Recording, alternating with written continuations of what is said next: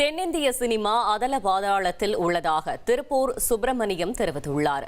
100 கோடி சம்பளம் வாங்கிய நடிகர்கள் வேலையில்லாமல் வீட்டில் இருப்பதாக கூறிய அவர், அதிக பணத்தை செலவு செய்த தயாரிப்பு நிறுவனங்களும் படங்கள் இன்றி இருப்பதாக குறிப்பிட்டார்.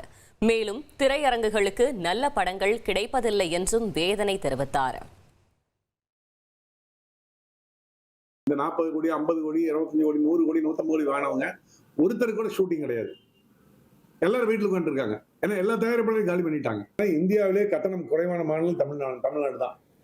இங்கேயே தியேட்டர்கள் எந்த தியேட்டர் சிங்கிள் தியேட்டர்கள்லாம் மூடக்கூடிய நிலைமைக்கு வந்தாச்சு.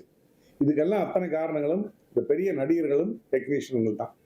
நீங்க தயாரிப்பாளரை வாழ வைக்கணும்னு நினைங்க. அந்த மாதிரி இருந்துட்டு இருந்தீங்கன்னா இன்னைக்கு சினிமா இந்த மோசம் போயிருக்காது. அதுக்காக தான் நாங்கள் என்னங்கிறேன்னு போட்டீங்கன்னா, இன்னும் சொல்ல போனால் ஓடிடி பிளாட்ஃபார்ம் 8 வாரம் கழிச்சு பண்ணுங்கன்னு நாங்கள் சொல்லிட்டே இருக்கிறோம். இந்த 5 வருஷமா நாங்கள் சொல்லிட்டு இருக்கிறோம்.